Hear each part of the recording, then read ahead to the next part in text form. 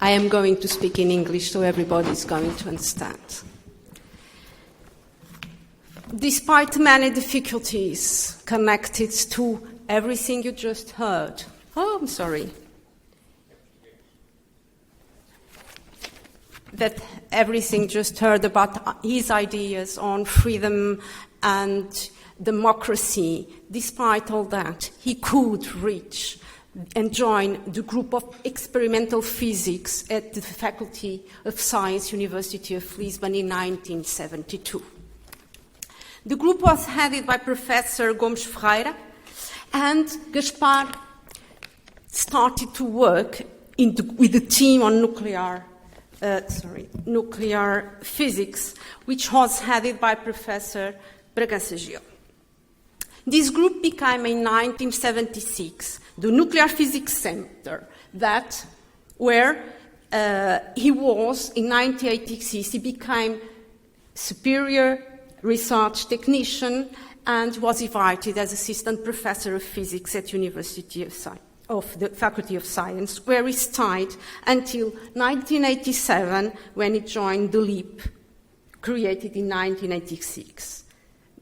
Now it's working. And this list of, the reported list of publications of the CERN in 1988 shows the work of Gaspar already with people and researchers from Center of Nuclear Physics and the LEAP. I'm going to speak in the name of all his colleagues at the Center of Nuclear Physics. We wish you today to share with you some of our memories from these 15 years that we had the big opportunity to share with him his vision on research on nuclear physics and the doors open to our research. Well, the story starts in Rua da Escola Politécnica and the Faculty of Science, and where in 1972 he received his first salary. Avid photographer, he decided to buy material for photography. And his colleagues still remind that he came and see them and told them, please don't tell my wife that I received the salary, because I spent everything in photography, so just let her know that I had the second one. Well, this was in Rua da Escola Politécnica. Later, the big fire of the Faculty of Science destroyed all the laboratories there, and the Center of Nuclear Physics goes to Institute of Physics and Mathematics, that it is very close to the Reitoria. It is in fact there where I met Gaspar. It was in 1980 when I arrived as a student, and I had the great honor and pleasure to work directly with him and share with him and engineer Manuel Gonçalves his office. Some of you might still remember the office. You had to climb to the top. You turn right. Last door on the right. The door opens. It was a kind of Alibaba's cave. It is a little French. I'm sorry, I'm in France for 30 years.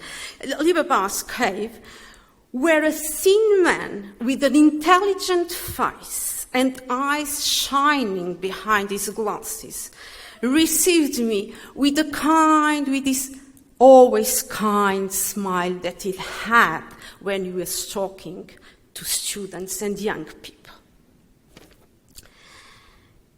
Gaspar was a man of great intelligence, culture and knowledge. He participated in many events. It is impossible to remind all of them. But, for example, he participated to the first NDL in in 1979 on development of industry, electric and electronics. He designed, he imagined, he designed, and he built with his own hands a system to detect the muons. When Amélie Maille came back from her graduation, PhD graduation from Louvain in Belgium, she was working on optical fibers, and she needed a generator, an impulse generator, a nanosecond impulse generator that she could not buy. So Gaspar again, he imagined it, he designed it, and he built it for Amélie's research. Maybe one of his most important participation when he was in the Center of Nuclear Physics was maybe this International Center for Theoretical Physics, the microprocessors colleges. These microprocessors colleges started in 1981 in Trieste. Oh, it's my French accent, I'm sorry. In Trieste. And was organized between the ICTP and the CERN. Two of them were organized in Trieste, and then he participated as organizer and lecturer.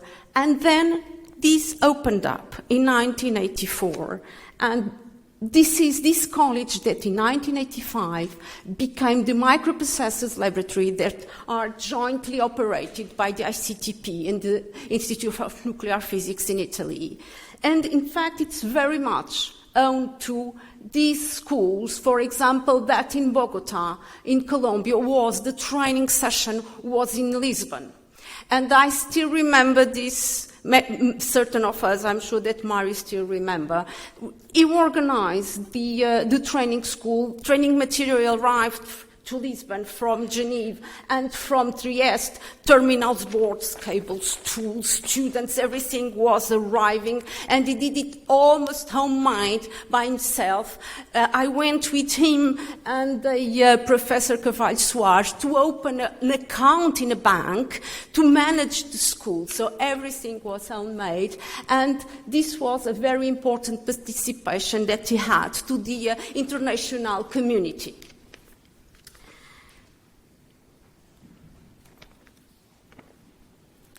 So, in the Center of Nuclear Physics, he was head of the electronics and nuclear instrumentation, and he had, in fact, a double participation. So, as head of electronics and nuclear instrumentation, he developed everything that I just said, but he gave us the opportunity to have important equipment to let us have many possibilities of research. I particularly remember the arrival of the Canberras. I don't remember anymore the dates, but what we had at the Center of Nuclear Physics mostly was the detectors and these multi-channel analyzers that they did everything except talk at that time. And so this was the Canberra 80s that arrived to our centers. This is the normal one. This is the Gaspar way. Everything is opened to change everything inside and repair. So everything was open. This was our office. Gaspar was here, Manuel Gonçalves here, and I was in a small table here because there was no place for both me and the detectors and the analyzers, but it was very easy to process. Everything was around us. So he was constantly changing the electronics. It was very important, too, the arrival at the center of a small silicium-lithium with the small multi-channel analyzer. It was, at that time, now everything in XRF is very compact, but at that time, compact was big, so this was an enormous improvement, because with this system, we could work wherever we wanted to go, and that is why we could participate, for example, in exhibitions such as the Que São Feitas as Coisas, which were organized by Conceição Abreu and José Maria Ngag, and we participated. We took this equipment and we were there and we told people, come with your jewelry and we will tell you that it is gold. one of my mother's biggest deception. She brought her platinum chine, and it was not platinum, it was white gold. So many people was happy, some were not happy, but we could do this with this equipment, and we could analyze also in situ. In fact, the Center of Nuclear Physics, and at least Gaspar, with Professor Bragança-Gil and also Professor Sousa Lopes, they were very interested in the analysis of metals. And maybe some of you remember that the first national conference in physics in 1978, the medal was made, and they published the XRF analysis. It's signed by the three of them, here. They analyzed with the XRF equipment this medal, and they published in the Gazette de Física.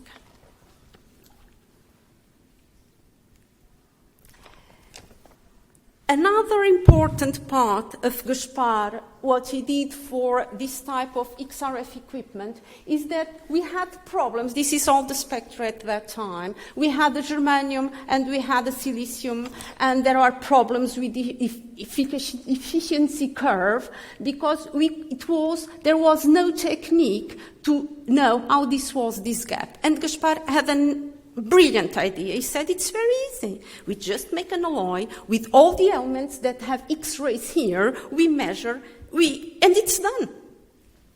So he suggested this alloy. This was the presentation of the Physics Congress in '82. I found our transparencies, and I found the transparency that he made, and he called it cooking the alloys. And he did these alloys, he went with someone he knew, and this was how he decided to do it, and we could, with these alloys, fulfill with 1, 2, 3, 4, 5, 6, 7 elements, do all this efficacy curve. So, it was not only the part of the measurement, we also had the part where we had the calculation, quantitative calculation, so all the running time was there. We proposed, he had always ideas to suggest how to make quantitative analysis. We developed the programs, everything was made. It was not only the XRF that he was interested in, it was also the PIXI working at Sacavai with the accelerator. So what is interesting to see, it's his publication in the review Archaeometry, Oxford University, is one of the pioneer work in 1981, on the analysis of gold alloys of cultural heritage. And this was the second part of Gaspar's work at the Center of Nuclear Physics, and it came from the passion that shared two men, Gaspar and Professor Bragança-Gil, the passion they had, both of them, for archaeology. And this is from this work that they start analyzing objects from archaeological sites. One of the pioneer work was 1979 with the analysis by XRF of the copper objects from the excavations of Liceia in Oeiras, one of the main chalcolithic sites in Europe. And so they started there. Then in 1980, there was an agreement between the Center of History of the University of Lisbon and the Center of Nuclear Physics of the University of Lisbon. This is in 1980. So it was signed, and immediately the publications came with both people from both teams analyzing here, for example, the objects from Bronze Age, Val de Carvalho. There are many other publications. I'm not going to cite all of them, of course. So very different types.